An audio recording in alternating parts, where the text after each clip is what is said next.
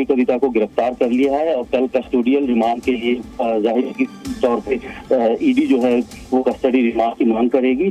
और वहीं अरविंद केजरीवाल से भी पूछताछ के लिए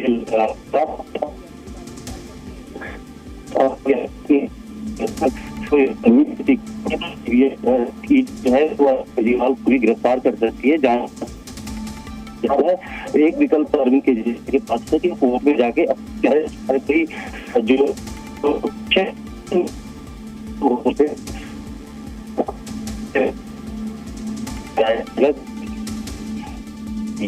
तो अभी और अरविंद केजरीवाल ये कहीं ना कहीं के कविता जो है, क्योंकि जो साउथ के शासन की बात इस पूरे घोटाले में सामने आती है कि किस तरीके से विजय नायर समीर महेंद्रू के जरिए जो साउथ का कार्टल था जिसको पूरी तरीके से के कविता लीड कर रही थी, उन्हीं के लोग थे वो लगातार विजय नायर या समीर महेंद्रू या दूसरे जो आम आदमी पार्टी के नेता हैं उनके साथ संपर्क में थे। तो के कविता और अरविंद केजरीवाल को भी ईडी इस मामले में मेन मास्टरमाइंड के तौर पे बना सकती है, क्योंकि पूरा जो घोटाला हुआ ईडी का ये कहना है कि अरविंद केजरीवाल को इसकी जानकारी थी किस तरीके से ड्राफ्ट बनाया जाना है, जो प्रॉफिट मार्जिन है 5 से 12% करना है और कैसे वो 6% जो है वो किकबैक के तौर पे हमें मिल जाए। तो कहीं ना कहीं जितनी दिल्ली में शराब बिकती रहती, अगर ये इस पॉलिसी को वापस नहीं लिया जाता तो जितना भी 6% का मार्जिन होता है वो आम आदमी के खाते में जाता। इस चीज को साबित करने में ये जो ईडी है वो काफी हद तक कामयाब रही है। सुप्रीम कोर्ट में भी ये माना था कि मनी ट्रेल के बारे में ईडी ने बताया है, क्योंकि ईडी सिर्फ इस पूरे मामले में मनी ट्रेल और prevention of money laundering act के तहत जांच कर रही है, और वहीं सीबीआई इस पूरी कॉन्स्पिरेसी और प्रिवेंशन ऑफ करप्शन एक्ट की जांच कर रही है। तो सीबीआई ये अपने जांच में बताएगी कि पूरी कॉन्स्पिरेसी कैसे रची गई थी, जबकि ईडी जो है वो कोर्ट के सामने वो पैसे वो पूरी मनी ट्रेल से जुड़ी हुई जानकारियां रखती है। ये कविता के पास क्या है, क्या सुप्रीम कोर्ट का रुख कर सकती हैं? ये ऑप्शन हो सकता है या फिर जो डिसाइड होगा वो राउज रेवेन्यू कोर्ट में ही होगा? देखिए कल क्योंकि गिरफ्तार करके लेके आ रहे हैं, मजिस्ट्रेट के सामने पेश करेंगे और उसके बाद या तो अगर रिमांड मांगते हैं तो कोर्ट रिमांड देगी, अगर उन्हें रिमांड की जरूरत नहीं होती और तो जुडिशियल कस्टडी में भी भेजा जा सकता है, जिसके चांसेस सबसे ज्यादा कम है। और उसके बाद ये विकल्प जो है कि कविता के वकील के पास होता है, जैसे ही अगर वो जुडिशियल कस्टडी में भेजी जाती है तो वो बेल एप्लीकेशन जो है वो कोर्ट के सामने लगा सकते हैं और ये आधार दे सकते हैं कि ईडी को उनसे पूछताछ या उनकी कस्टडी की जरूरत नहीं थी, इसलिए इन्हें जुडिशियल कस्टडी में भेजा गया है और इन्होंने पूरा जांच में सहयोग किया है, तो इनको रेगुलर बेल दी जाए। तो ये विकल्प उसके बाद अगर वहां से खारिज हो जाता है इनका विकल्प तो ऊपरी अदालत, तो ये कानूनी विकल्प तो के कविता के पास है ही, लेकिन कल क्योंकि गिरफ्तारी के 24 घंटे के अंदर कोर्ट में पेश करना होता है, तो कल जब कोर्ट में वो पेश करेंगे तो उसके बाद किस ग्राउंड पे जो है कस्टडी की रिमांड जो है ईडी करती है ये देखना होगा।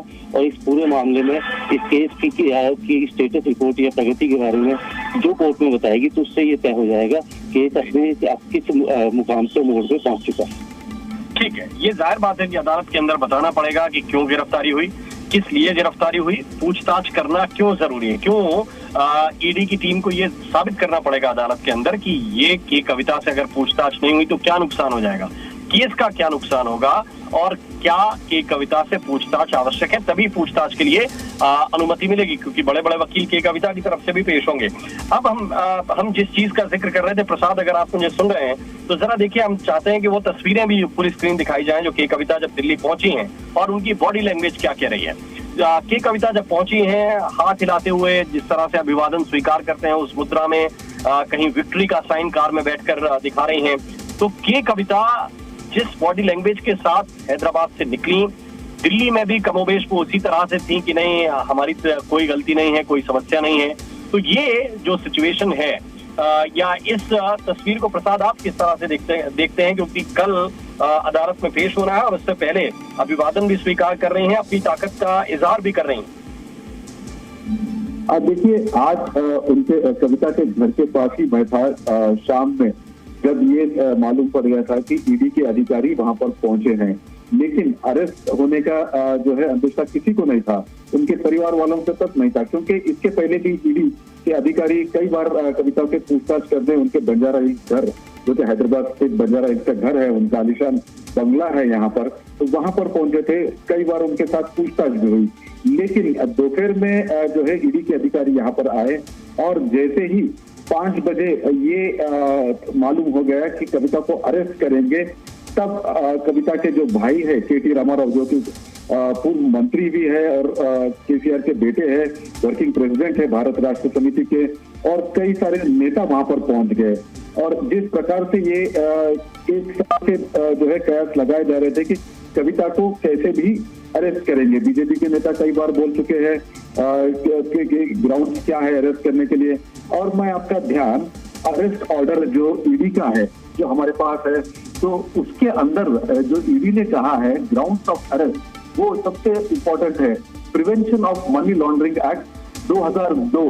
इसके तहत ईडी का जो अरेस्ट ऑर्डर कहता है कि इनके पास ये सेक्शन में उनके पास काफी सबूत है और जिसके चलते उनको अरेस्ट। और प्रसाद, आपको इस बीच रोकना चाहूंगी, इस वक्त की बड़ी जानकारी सामने आ रही है कि कविता की गिरफ्तारी के बाद में लगातार जो सियासी पारा है वो हाई हो गया है कि कविता को लेकर ईडी की टीम दिल्ली पहुंच गई है। हैदराबाद से कि कविता की गिरफ्तारी हुई थी, देर शाम ये गिरफ्तारी हुई थी। बता दें कि शराब घोटाले पर ईडी पूछताछ करने के लिए पहुंची थी और इसके बाद के कविता को गिरफ्तार किया गया है। और हैदराबाद से गिरफ्तारी के बाद अब के कविता को दिल्ली लाया गया है। देर शाम गिरफ्तारी के बाद में ईडी की टीम के कविता को लेकर दिल्ली पहुंच चुकी है कि कविता को कोर्ट में कल ईडी द्वारा पेश किया जाएगा। पूर्व सीएम केसीआर की बेटी है कि कविता, और लगातार इनकी इन्वॉल्वमेंट शराब घोटाले में देखी जा रही थी। इसके पहले भी ईडी द्वारा इन्हें पूछताछ के लिए बुलाया गया था और अब ईडी ने पूछताछ के बाद में के कविता को गिरफ्तार किया है और दिल्ली ले आई है।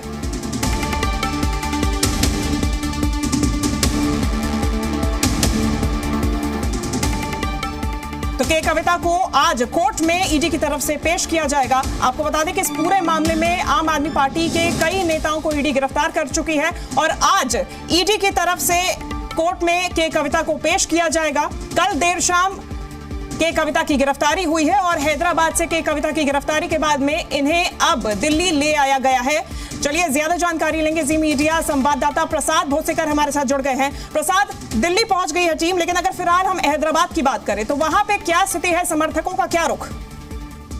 देखिए, शाम में जब अरेस्ट कर लिया गया था उनको तो उनके परिवार वाले वहां जरूर थे और खास बात ये कि 50 के आसपास ही समर्थक वहां पर थे, क्योंकि ये जो ऑपरेशन था एनफोर्समेंट डायरेक्टरेट के अधिकारियों का काफी जो है प्लान ऑपरेशन था और जिस प्रकार से उन्होंने लो प्रोफाइल मेंटेन किया, हालांकि दोपहर में ही हमको खबर मिल गई थी, मैंने फ्लैश भी किया था खबर की ईडी के अधिकारी वहां पर पहुंचे हैं, लेकिन क्योंकि इसके पहले भी कई बार ईडी के अधिकारी अलग अलग वक्त पर उनके साथ पूछताछ की है, तो आज ये एक्सपेक्ट नहीं किया जा रहा था कि उनको अरेस्ट करेंगे। लेकिन शाम में जब जैसे ही ईडी के अधिकारियों ने ग्राउंड्स बताए प्रिवेंशन ऑफ ये लॉन्ड्रिंग जो एक्ट है 2002 का, उसके तहत उनके पति को बोला गया, क्योंकि जो फैमिली मेंबर को बताना पड़ता है, तब जो है केसीआर के बेटे और कविता के भाई केटी रामाराव जो है सडनली वहां पर पहुंच गए और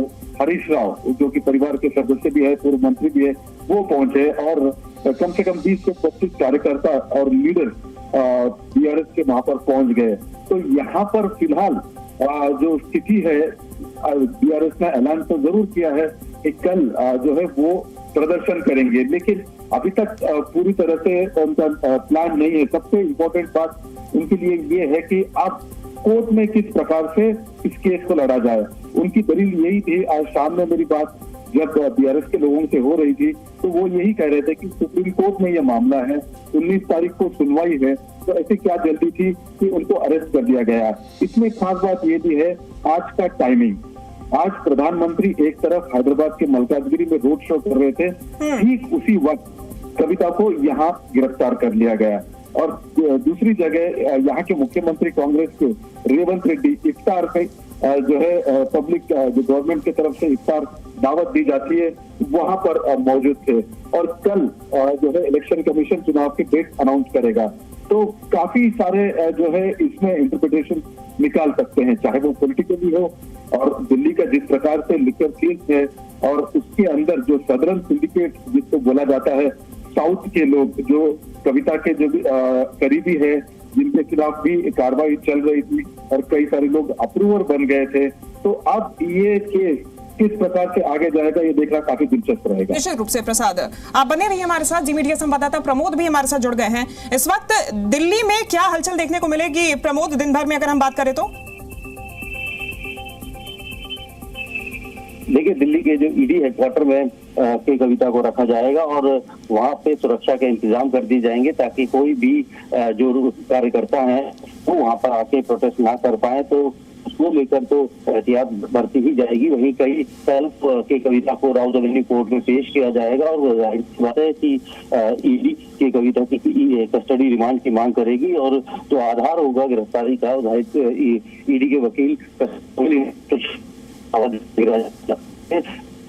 जो सवाल है वो टाइमिंग को लेकर खड़ा हो रहा है कि आखिर इतने टाइम से ये केस चल रहा है, कई बार पूछताछ हो चुकी है के कविता से, तो आखिर में गिरफ्तारी की वजह क्या थी कि इतनी जल्दबाजी की गिरफ्तारी करनी पड़ी। अगर सबूत थे तो विदाउट अरेस्ट का चार्जशीट नहीं फाइल कर सकते थे।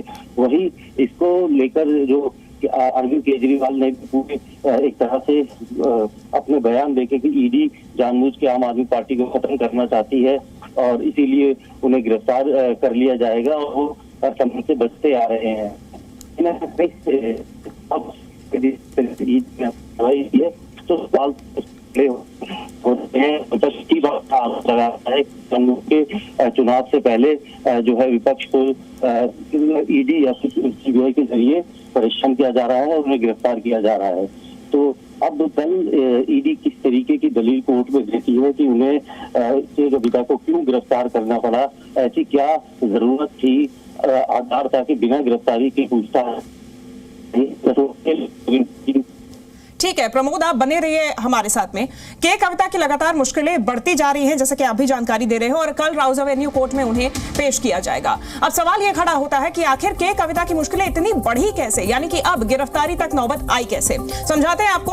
अरुण पिल्लाई के कबूलनामे से इनकी मुश्किलें बढ़ गई हैं। पूछताछ के लिए इन्हें पहले भी बुलाया गया था, लेकिन अरुण के कबूलनामे के बाद में अब इनकी मुश्किलें और ज्यादा बढ़ गई हैं। ईडी पूछताछ में पिल्लाई का बड़ा कबूलनामा देखा गया है, जिसमें कविता के फ्रंटमैन के तौर पर काम कर रहा था, इस बात का कबूलनामा अरुण पिल्लाई ने किया है। इसके साथ साथ उन्होंने कहा है कि शराब कारोबार में कविता का फ्रंटमैन मैं ही था, उन्होंने ये बात कही है। ये कबूलनामा उनका सामने आया है। पिल्लाई का कहना है कि इंडो स्क्रिप्ट कंपनी में हिस्सेदार भी था। ये बड़ी जानकारी सामने आ रही है और इसी से कविता की मुश्किलें भी बढ़ी हैं। शराब बिजनेस से कमाई में कट की डील थी, ऐसे में आपके साथ 100 करोड़ की डील थी। ये कबूलनामा अरुण पिल्लाई का सामने आया है। उन्होंने कहा कि बदले में कविता की कंपनी को L1 लाइसेंस दिया गया है और ये जानकारी उन्होंने साझा की। साथ ही साथ ओबरॉय होटल में मीटिंग हुई थी जिसमें ये डील फाइनल की गई थी और उनके फ्रंटमैन के तौर पे पिल्लाई ने ही ये मीटिंग अटेंड की थी। और साथ ही साथ उन्होंने बताया कि मीटिंग में कविता, विज नायर, दिनेश अरोड़ा मौजूद थे। ये नाम अरुण पिल्लाई ने लिया है, जिसके बाद से के कविता की मुश्किलें बढ़ती गई। मीटिंग में शराब लाइसेंस को लेकर बात हुई, कमीशन ट्रांसफर को लेकर बात हुई और इन्हीं बातचीत, इन्हीं चर्चा के बाद में के कविता की हिस्सेदारी भी इस पूरे घोटाले में सामने आई है। तो ये बड़ी जानकारी सामने आ रही है। बीआरएस नेता के कविता को इसके पहले भी ईडी की तरफ से दिल्ली बुलाया गया था पूछताछ के लिए, लेकिन अब जो फाइनल स्टेटमेंट था पिल्लाई का, उसके बाद में उनकी मुश्किलें लगातार बढ़ती गई और अब उन्हें गिरफ्तार कर लिया गया है।